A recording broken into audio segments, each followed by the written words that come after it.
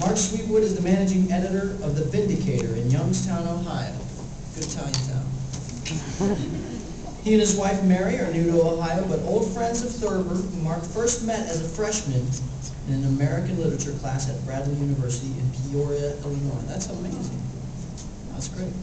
It's a big deal for you, right? Because you love Thurber. Love Thurber. Love him. He eventually graduated. Some would say was chased out with a journalism degree in 1982.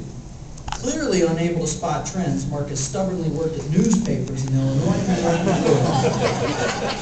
before settling into Boardman Township. When not at work, Mark dances. Oh, dances with copyright.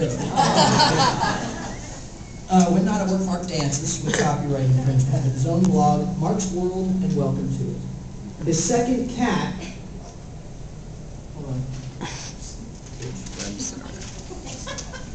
Second cat was named Thurber. This could be your Thurber treat. Even though Thurber was a dog man. He was a dog man?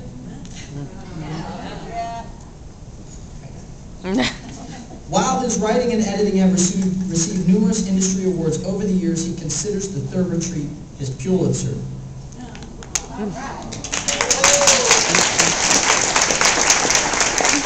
Because clearly he's never going to win a Pulitzer. He wrote it! Mark Sweetwood, come on.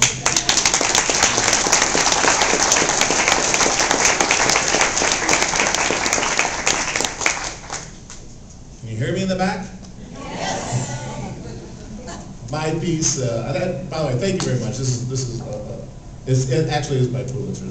I've been a huge Thurber fan. I have many first editions. I actually adapted my own 10 rules for a happy marriage as a reading when Mary and I got married in 1997. So my love of Mr. Thurber and his house and the work that all of you do throughout the year. I'm a guy from Youngstown. But for all the work you guys do day in and day out, it's fantastic. And it's really a legacy to a great person, a great humorist, and someone I've just been totally enthralled with. So thank you for all that wonderful work and for having me here tonight. The title of my piece is Alarms and Diversions, A Visit to the Thurber House, and subtitled in which the would-be author visits the home of his literary hero, only to be confronted by chaos, confusion, and of course the threat of arrest. We are currently at the Renaissance Hotel in Columbus, Ohio, awaiting an early evening private tour of the James Thurber House.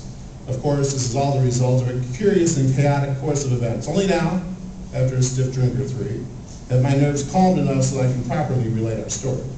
Needless to say, the police were involved. We departed Crystal Lake, Illinois at 5:28 a.m. with two destinations in mind: the Columbus Renaissance Hotel, the James Thurber House at 77 Cleveland Street, Jefferson Street. The boyhood home of my literary hero. This was to be the culmination of a lifelong dream I've had since the home opened in 1984.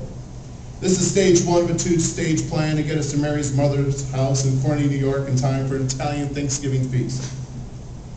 There will be 3 for dinner. Like any good Italian woman, Mary's mom will cook for 13. My plan, like all plans written by men, left little room for error. Hence, we were at the hotel by 1 p.m. and at Thurber's house by 1:35 p.m. Now, I had traded emails with Marlene from the Thurber house earlier in the week, who assured me, quote, Sundays are a good day to visit since we have tour guides available.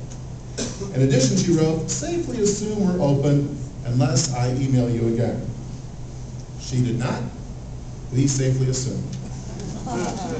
We were all goose pimply with anticipation upon our arrival. We parked right in front of 77 Jefferson Street because the parking lot next to the house was locked shut. That should have been an omen. A cynic would have begun to panic. The Sweetwoods, well, we took up the offer on the sign on the front door and walked right in. Nice for you. Now, at first we mistook the loud alarm as some sort of signal to someone. Maybe an employee in the back that just had arrived. Then we heard a robotic voice warn us to exit the building immediately. The police have been notified. Not quite the welcome we had been promised. The robotic phrase repeated and seemed to get louder and more ominous. Confused, we retreated back to the front porch.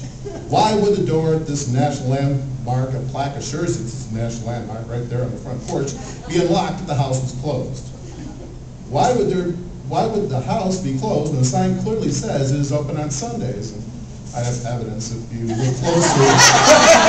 Picture right here, this sign.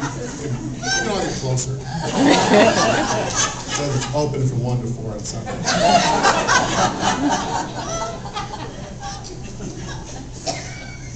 Why would I be emailed? The house was open to visitors, only be rudely threatened with arrest. Perhaps this was not an alarm, but the voice of the infamous ghost. The day the ghost got in.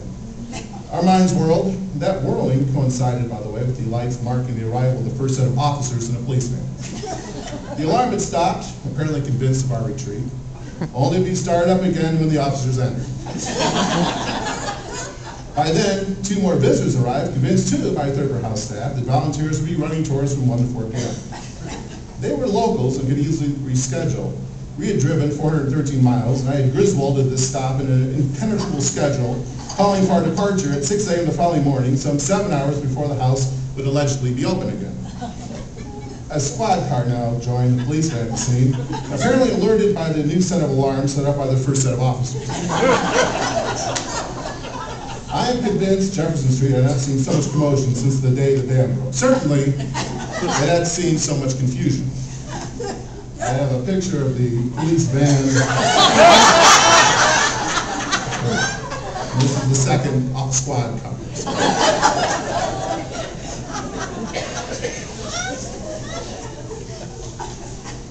The latest officer joined his fellow officers inside, and Mary and I amused each other by taking a set of pictures that appeared to show me stealing Thurber's pumpkins.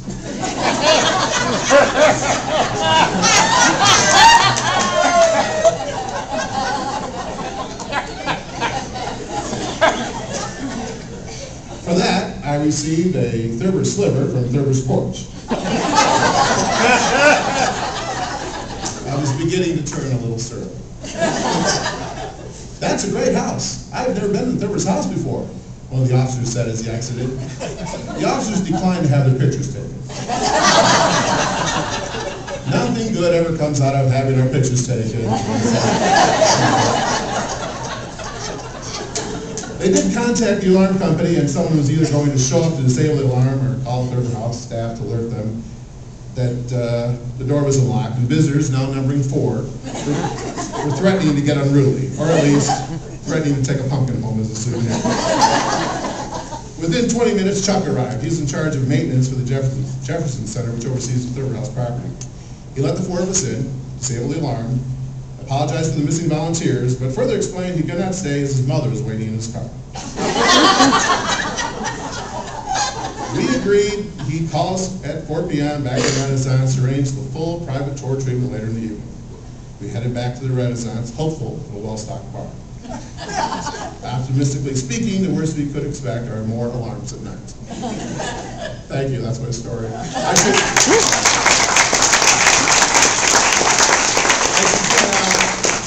Actually, Chuck did call us, and we did have a wonderful private tour, and I got to spend as long as we wanted to spend in the house, and we loved it. And the fact that I'm not reading this from the porch of the house serves as more irony, I think.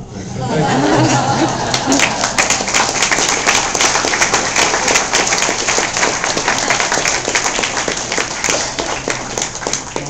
thank you. You're welcome. Appreciate it. Thank you. No, thank you.